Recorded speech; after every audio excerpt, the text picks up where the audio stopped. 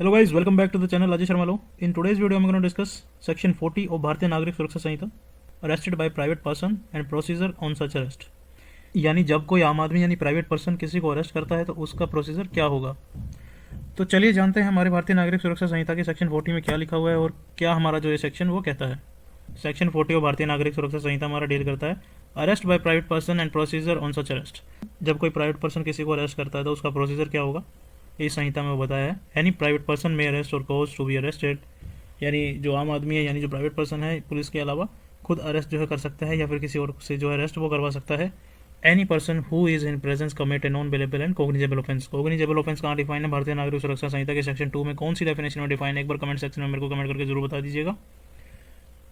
अगर उसके सामने यानी जो प्राइवेट पर्सन है उसके सामने कोग्निजेबल ऑफेंस जो है वो कोई आदमी करता है, जिसमें पुलिस कोग्निजेबल ऑफेंस वही होते हैं जिसमें जो पुलिस है बिना वारंट के अरेस्ट कर सकती है, और नॉन बेलेबल ऑफेंस है जिसमें बेल का राइट नहीं है। इन हिज प्रेजेंस का मतलब यहाँ पे ये रहेगा कि उसकी आंखों के सामने वो जो क्राइम वो कमिट करता है कोई पर्सन, तब वो उसको जो है अरेस्ट कर सकता है प्राइवेट पर्सन। और जो इसका एग्जांपल जैसे रहेगा कि या तो कोई कोग्निजेबल ऑफेंस में या तो कोई मर्डर हो गया या फिर रेप या फिर रॉबरी, ये सब उसके अंदर कमिट उसकी आंखों के सामने कर रहा हो तो बंदा, तो उसको वो अरेस्ट कर सकता है। और एनी प्रोक्लेम्ड ऑफेंडर, या फिर कोई जिसको कोर्ट ने जो है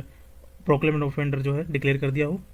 and without unnecessary delay, arrest के बाद बिना फालतू डिले किए वो तुरंत आगे का स्टेप लेना उसको जरूरी होगा, but with in the 6 hours from the such arrest. लेकिन एक जो यहाँ पे एक स्ट्रिक्ट क्या है, लिमिटेशन क्या है, 6 घंटे के अंदर अंदर, यानी ज़्यादा टाइम तक जो प्राइवेट कस्टडी में जो पर्सन है वो उसको इलीगली कस्टडी में नहीं रख सकता। सिर्फ 6 घंटे के अंदर अंदर जो है वो शैल मेक ओवर और cause to be made over any person so arrested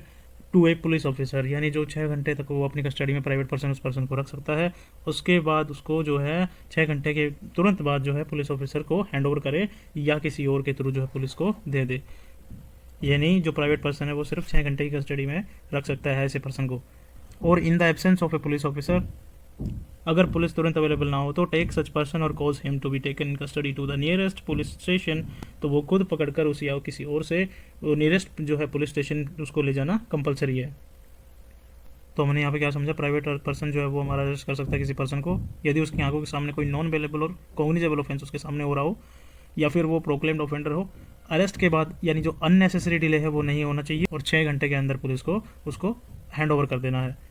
या नियरेस्ट पुलिस स्टेशन में उसको ले जाना है। Second, if there is a reason to believe that such person comes under the provisions of subsection 1 of section 35, a police officer shall take him in custody. अगर police officer को ऐसा लगता है कि वो जो आदमी है यानी जो प्राइवेट पर्सन ने जिसको अरेस्ट किया है वो सेक्शन 35 के क्लोज 1 के अंडर आता है,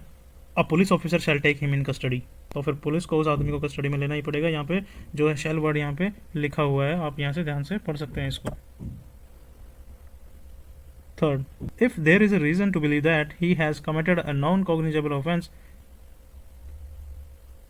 अगर पुलिस को रीजन टू बिलीव हो कि उस आदमी ने नॉन कॉग्निजेबल ऑफेंस किया है, नॉन कॉग्निजेबल ऑफेंस जो है जिसमें जो पुलिस है विदाउट वारंट के अरेस्ट नहीं कर सकती,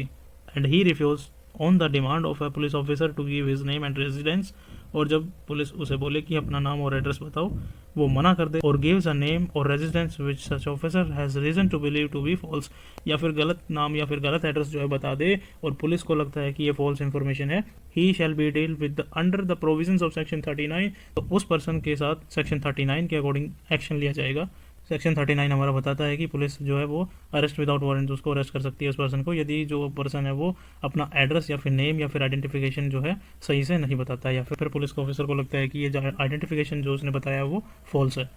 but if there is no sufficient reason to believe that he has committed any offence, लेकिन अगर पुलिस के पास कोई प्रॉपर रीज़न नहीं है, ये लगता है कि कोई ऑफेंस हुआ ही नहीं, he shall be at once release, तो फिर उस पर्सन को जो है वो तुरंत छोड़ना पड़ेगा, एट वंस रिलीज, इमीडिएटली, बिना डिले के। Thanks for watching guys, that's all about section 40। आशा करता हूँ आपको वीडियो पसंद आया होगा। अगर आप लोग चैनल पर नए हैं तो वीडियो को लाइक करके चैनल सब्सक्राइब जरूर कर लीजिएगा। मिलते हैं नेक्स्ट वीडियो में।